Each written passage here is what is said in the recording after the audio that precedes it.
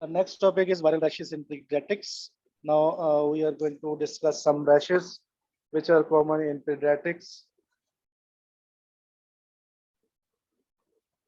And the first of them, remember that in treatment, all these cases is supportive plus reassurance because all of these are viral rashes. So supportive treatment is required and reassurance is required. Now the first viral rash is measles.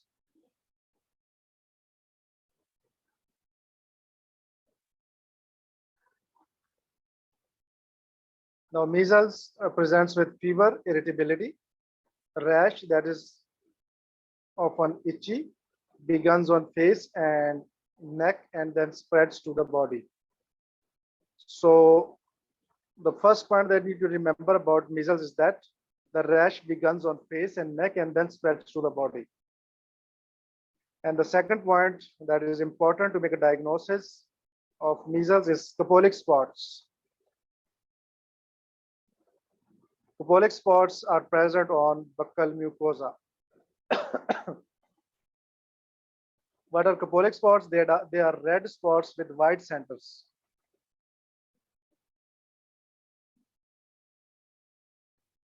So the rash of measles, it starts on the face and neck and then spreads to the body. And it also involves buccal mucosa. These 2 points are important to remember.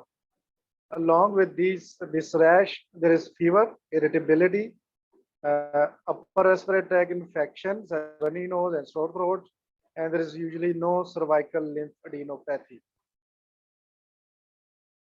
This point is important to remember that in measles, usually there is no cervical lymphadenopathy.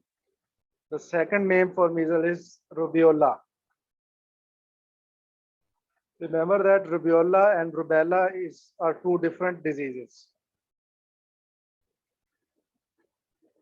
So a rash that starts on the face and then spread to the body and involves the buccal mucosa and associated with fever, irritability, and upper respiratory tract signs and symptoms without any cervical lymphadenopathy, your diagnosis will be measles. And the management is mainly supportive, that is paracetamol or ibuprofen for pain and fever. Remember that measles is a notifiable disease.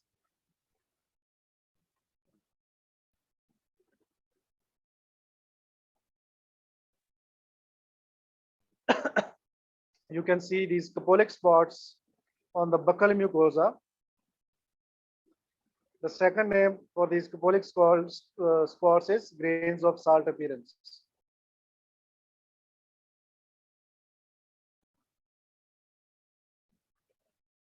So measles is also known as rubella.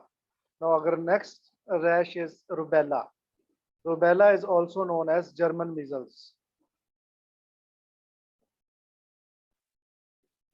The patient with rubella usually have a low-grade fever.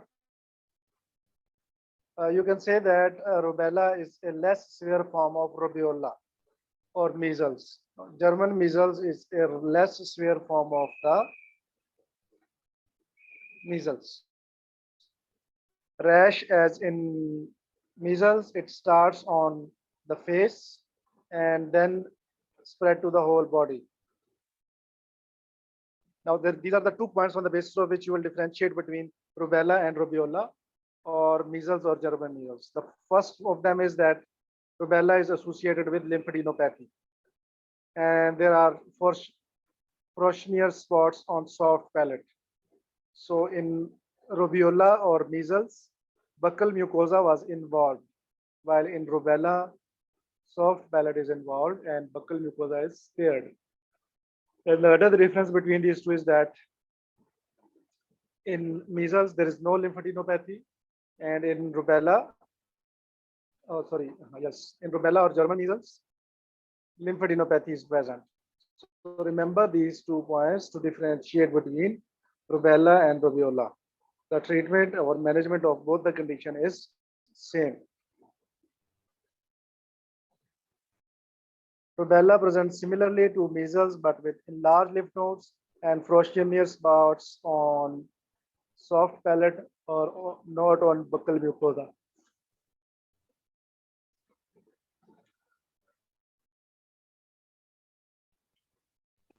So the rash of rubella, it is the same as measles, like it starts Yes, on the the. rash, yes, the rash will start on the face and it will spread to the body. The rash will be associated with fever and irritability and upper respiratory tract symptoms. So the presentation of both of them will be similar. Remember these 2 points which will help you in differentiating between rubella and rubella. That is cervical lymphadenopathy, which is not present in measles and it is present in rubella.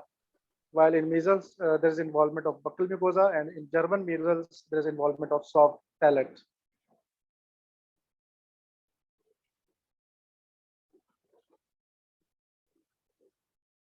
Next rash is scarlet fever.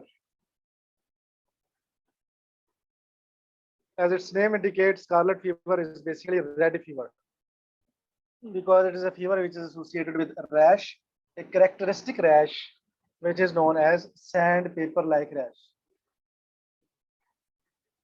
Remember that this sandpaper-like rash, it starts on the chest and back and then spreads to the limbs.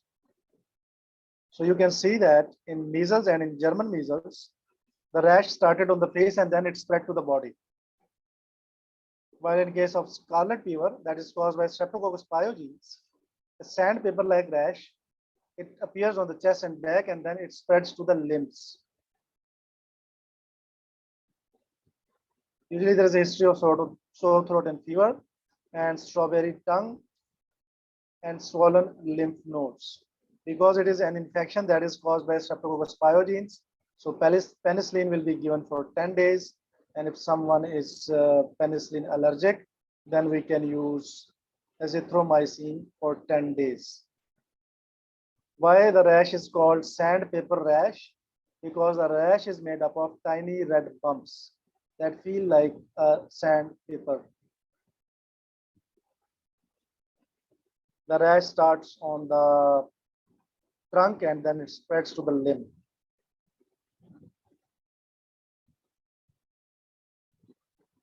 You can see this characteristic sandpaper-like rash and strawberry tongue in case of scarlet fever.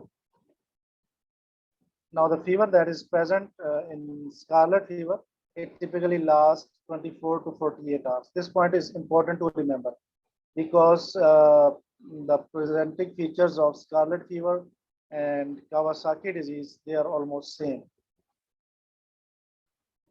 The fever typically lasts for 28 to 48 hours, while in case of Kawasaki disease, the fever usually persists for 5 days and it is not responsive to antipyretic. Fever, sore throat, rash because it is caused by Streptococcus pyogenes, and Streptococcus pyogene usually causes sore throat, so there will be sore throat, there will be a rash, sandpaper-like rash on the trunk, 14 to 12 to 48 hours after fever. Remember that this rash, this sandpaper-like rash, it is not present on palms and soles. So this is another important point. The first point was that the fever usually lasts for 24 to 48 hours and the rash does not involve palms or soles. Strawberry tongue, cervical lymph nodes, tonsils may be covered with pale exudate with red macules. So this is also an important point that tonsils will be covered with pale exudates.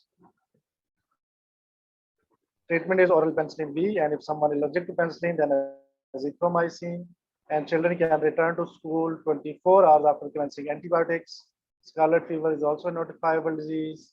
Some complication of scarlet fever include otitis media, which is the most common complication, and rheumatic fever that usually occur 20 days after infection.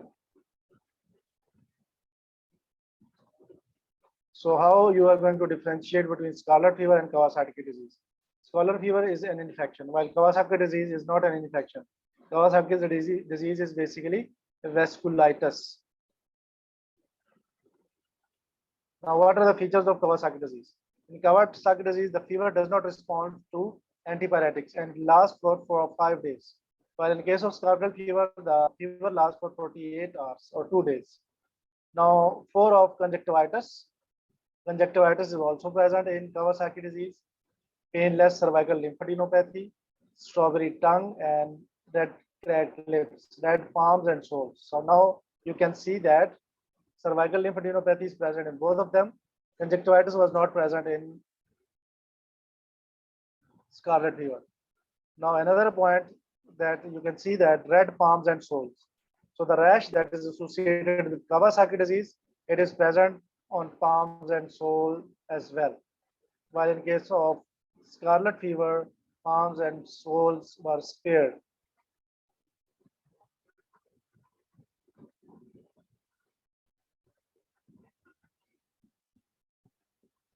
Remember that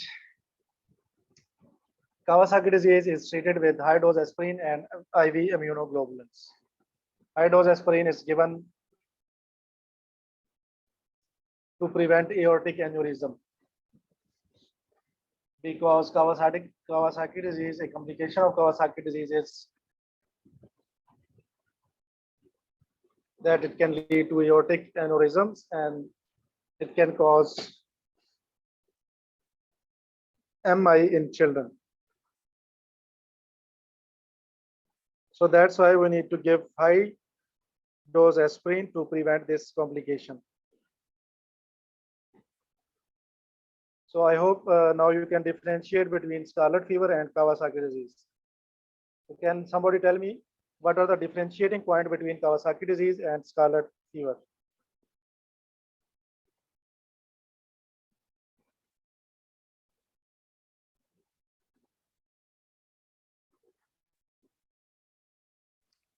So first, in scarlet fever, the temperature is up to 48 hours, and in Kawasaki, the temperature is fever. It stays for about 5 days, and in scarlet fever, there is no rash on the palms or soles, while in Kawasaki, there is a rash which is present on palms and soles.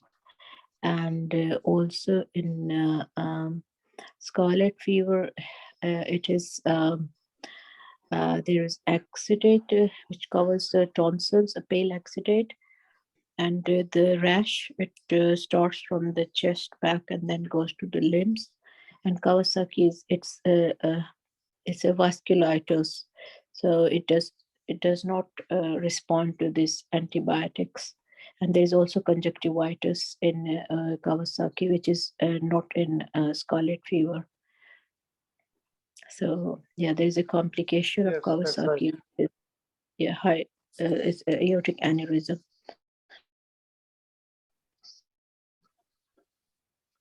Yes, that's right. So you said something about otitis media about in scarlet fever. I couldn't follow that. Can you repeat Yes, that, please? otitis media is a complication of scarlet fever. Right. Streptococcus pyogenes, because it's an infection, and you know that ear, nose, and throat, they are all of them are interlinked. So scarlet fever can lead to otitis media as well. So it is a common complication of scarlet fever. Right.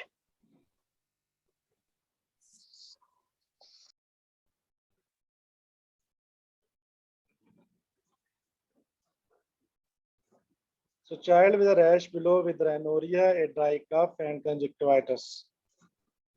Measles or scarlet fever. The answer here is measles because scarlet fever would present with a sore throat, which is not seen here. Sore throat is a common presenting feature of is caused by Streptococcus pyogenes. And Streptococcus pyogenes, it mainly causes pharyngitis or sore throat. That's why there is a pale exudate on the tonsils as well. And that's why it can lead to otitis media as well. Kawasaki disease is a febrile systemic vasculitis in children less than 5 years of age.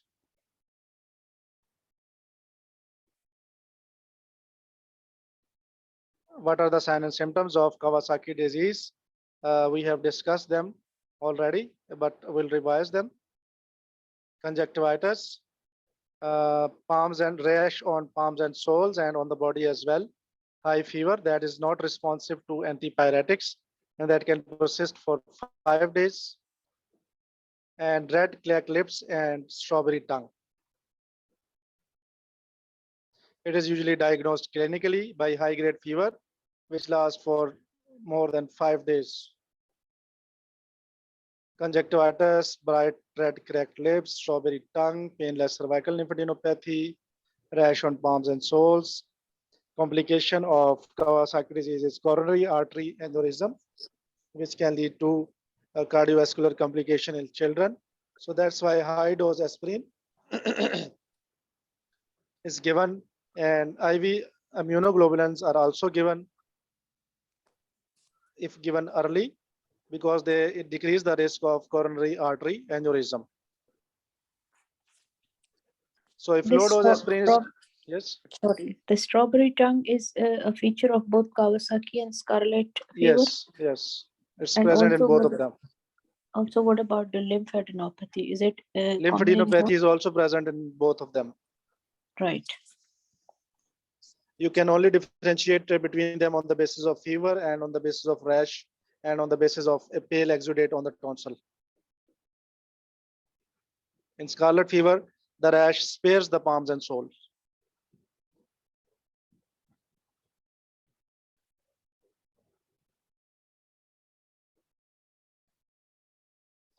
So if low dose aspirin is given in the option, it would be a wrong answer.